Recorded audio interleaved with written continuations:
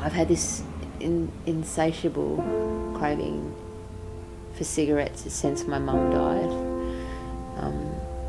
I'm a vegan, I'm a non-smoker.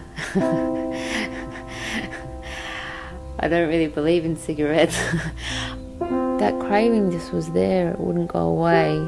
And so one night we were at a little party and we were having some wine, and a friend of mine brought out the most amazing looking pack of cigarettes I have ever seen in my life. And she was telling me how these cigarettes were 20 years old, unopened. They had lived in the glove box of her dad's car for 20 years, and he kept them in there because cigarettes were cool, and they were always a cool thing to keep in the glove box. He didn't actually smoke, but he kept these cigarettes in the glove box of his car. And then they were there at her 30th birthday party, and I thought, I'm going to have my little cigarette. So I opened this packet, this 20-year-old packet of cigarettes, and I lit it, and the whole time I was just thinking as I'm smoking this cigarette, oh my God, it really hurts. But I didn't stop. I didn't stop smoking, and I just thought, I've got to cure this little craving.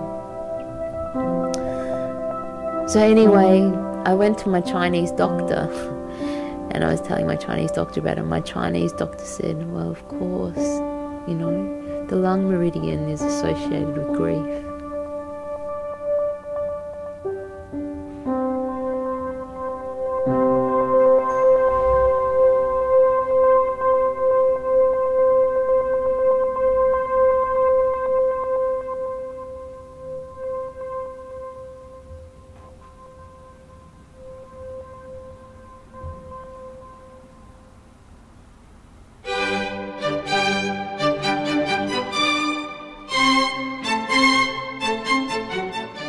So I was completely obsessed by Mozart, and I reckon I watched that film in total in my life like more than 50 times. Anyway, so when the dog came along, it's like, it's got to be called Wolfie, because Wolfgang Amadeus Mozart was, he was called Wolfie by his, wife and other people around, close people around him. But yeah, little Wolfie, one eye.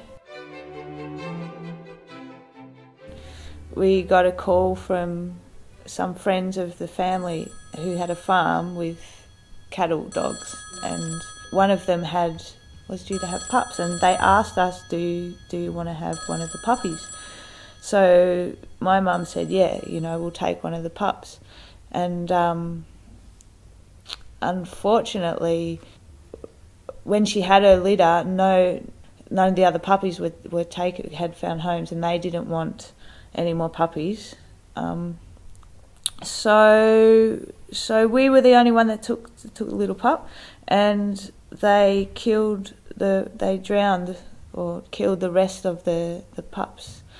And the mother became really protective of our little puppy, which we called Wolfie when we got her eventually.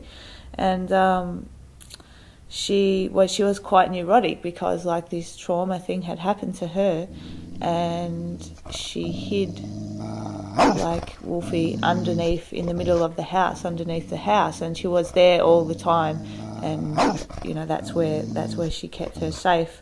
And when we came to collect her, I remember my dad or someone going underneath the house to try and get the little puppy, and we couldn't get her, and the mum was like being really protective, and so we went away, and I think that we came back a second time anyway. We eventually got her and took her home, and she was, she was normal, except for the fact that like she would for no apparent reason just like every now and then just sit somewhere and start howling, and you wouldn't know what was wrong. And so like whether it was in her bed or outside or on my bed, or it could be anywhere, and you'd be sitting inside and you'd hear this like it'd go from like a little kind of whimper to like this full on howl, and you'd sort of like locate where the sound was coming from, and you'd kind of find her, and she'd just be in this trance state of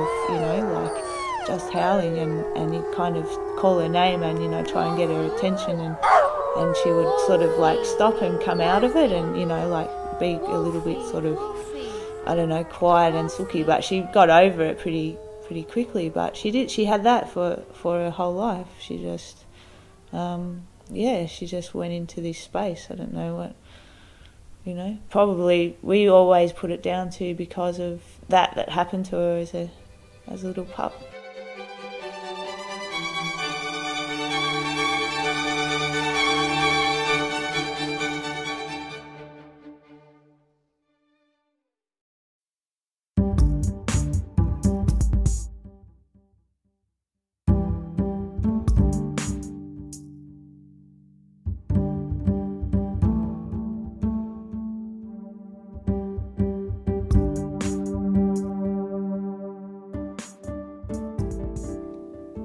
When I was 22, I was diagnosed with atrophy of the right auricle.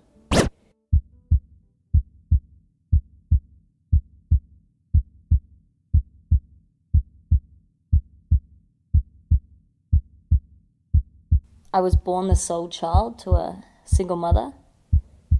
I didn't really like school. I was a little slow.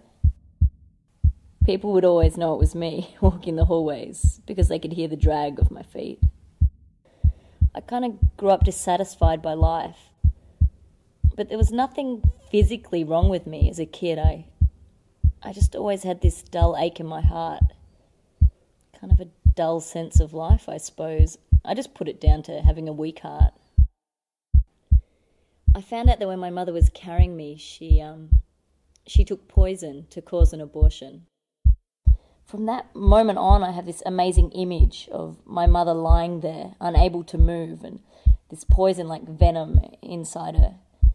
And part of that image is that I imagine that I'm inside her, and I'm slowing down her circulation so this poison doesn't reach me.